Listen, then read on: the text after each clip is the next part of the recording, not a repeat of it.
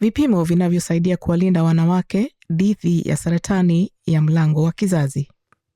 Pap smear au kipimo cha seli ya shingo ya kizazi na colposcopy ni vipimo vya kitibabu vinavyotumika kugundua saratani ya mlango wa kizazi mapema na kutibu matatizo kabla hayajawa makubwa. Pap smear ni kipimo cha uchunguzi kwa wanawake kinachotizama mabadiliko ya awali kwenye seli za mlango wa kizazi. Mlango wa kizazi ni sehemu inayounganisha uke na mfuko wa uzazi. Wanawake wengi wanashauriwa kufanya kipimo chao cha kwanza cha pap smear wanapofikisha umri wa miaka 25, kisha kuendelea kulingana na maelekezo ya daktari wao. Iwapo pap smear, ambacho ni kipimo cha seli za kizazi kinachoonyesha mabadiliko yasiyo ya kawaida, vipimo vya ziada vinaweza kuhitajika.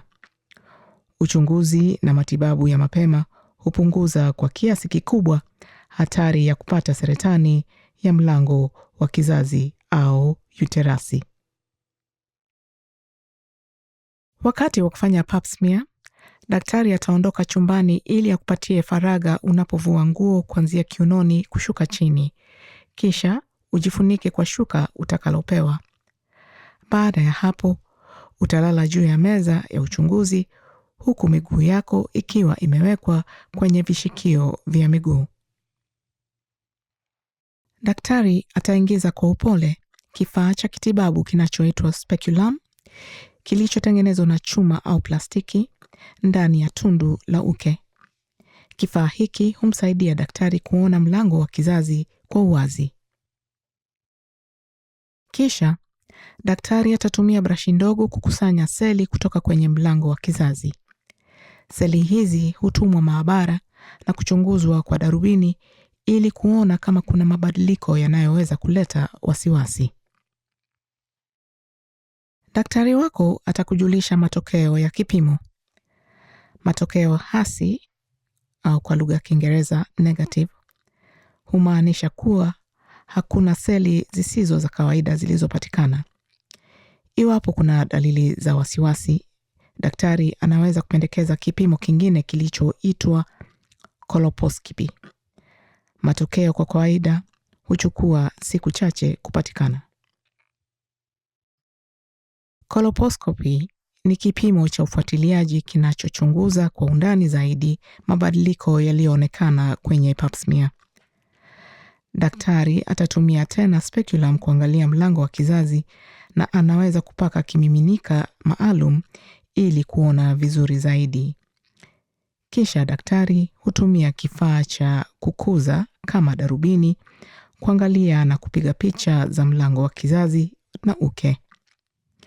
Endapo kuna maeneo yanayotia shaka, daktari atachukua kipande kidogo cha tishu kinachoitwa biopsy. Wakati mwingine brashi ndogo hutumika kuchukua sampuli ndani zaidi ya mlango wa kizazi.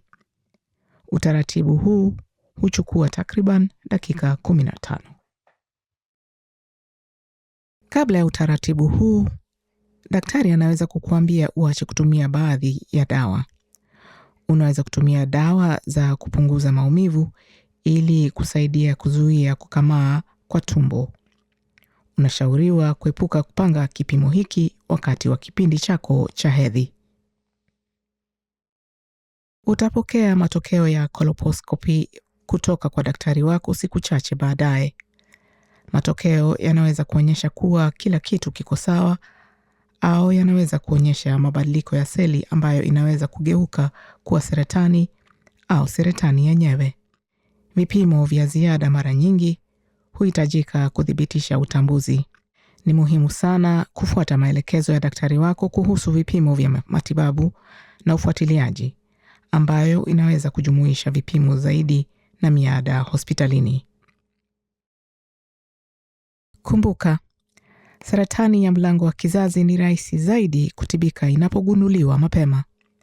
Kufanya pap smear mara kwa mara, kufuata vipimo vya ufuatiliaji na kupata matibabu kwa wakati ni muhimu sana kwa kulinda afya yako na kunaweza kuokoa maisha yako.